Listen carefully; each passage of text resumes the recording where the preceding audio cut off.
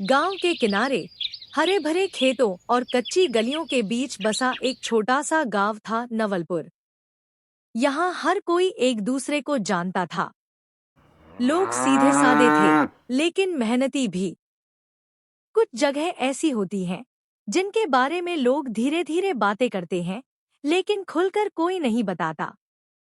उन्हीं जगहों में से एक था कमला पार्क।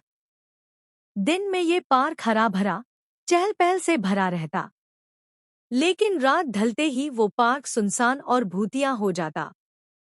लोग कहते थे कि वहां किसी औरत की आत्मा घूमती है, और जो भी रात को वहां गया वो या तो पागल होकर लौटा या फिर कभी वापस ही नहीं आया।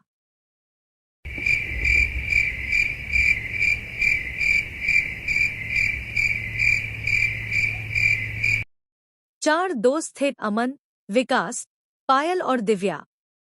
सभी कॉलेज में पढ़ते थे और एडवेंचर के शौकीन थे। एक दिन पायल ने कहा, सुना है कमला पार्क में चुड़ैल है, चलो आज रात चलते हैं।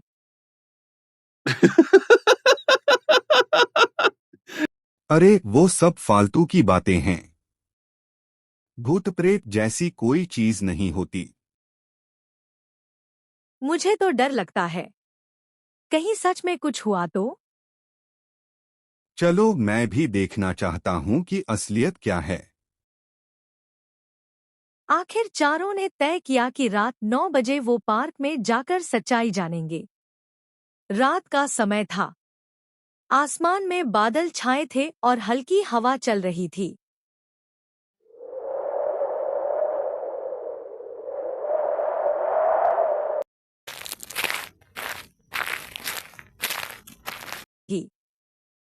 चारों दोस्त हंसते पार्क में दाखिल हुए। जैसे ही अंदर पहुंचे, अजीब सन्नाटा छा गया। झूले हिल रहे थे, जबकि हवा बिल्कुल नहीं चल रही थी।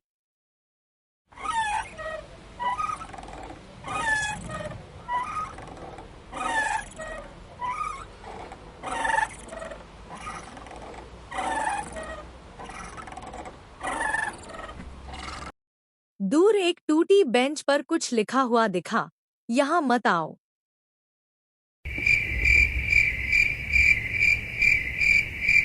देखा, मैंने कहा था ये जगह ठीक नहीं है। कोई प्रैंक होगा। लेकिन तभी अचानक बच्चों की हंसी की गूंज सुनाई दी, और पार्क में कोई बच्चा था ही नहीं।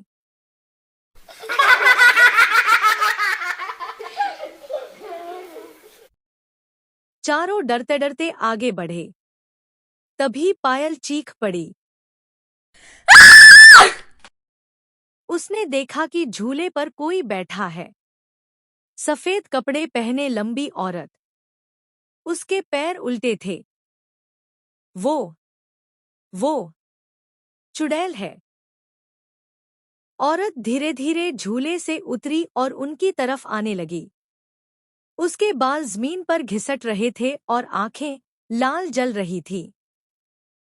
चुड़ैल की आवाज गूंजी।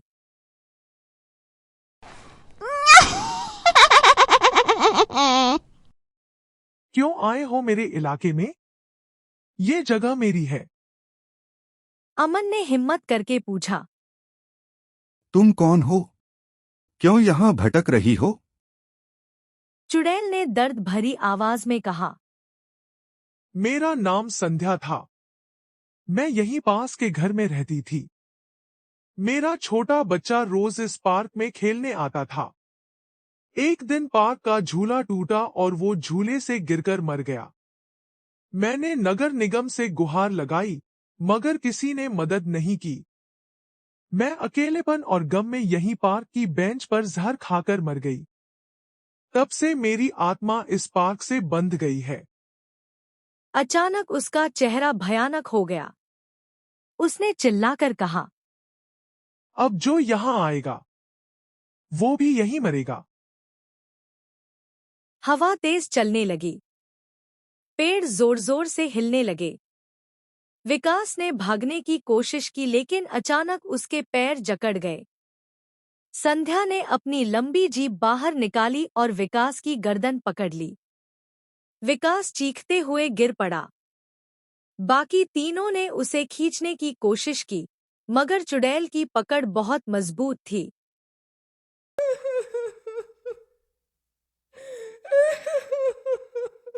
कृपा करो, हमें छोड़ दो। मैंने भी दया की भीख मांगी थी, किसी ने नहीं सुनी। अब तुम सब भुगतो। दिव्या ने जल्दी से अपनी दादी की बताई हुई बात याद की। उसने कहा था, अगर किसी आत्मा से सामना हो तो भगवान का नाम जोर से लेना। दिव्या जमीन से पत्थर उठाकर बोली, जय हनुमान, और पत्थर चुड़ैल की तरफ फेंक दिया। चुड़ैल चीख पड़ी और पीछे हट गई। विकास का हाथ छूट गया। संध्या गुस्से में और डरावनी हो गई।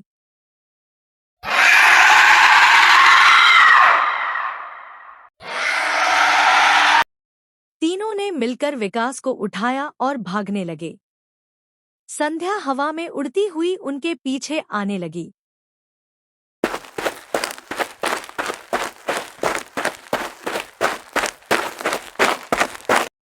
तुम बच नहीं सकते, कोई भी नहीं बच सकता।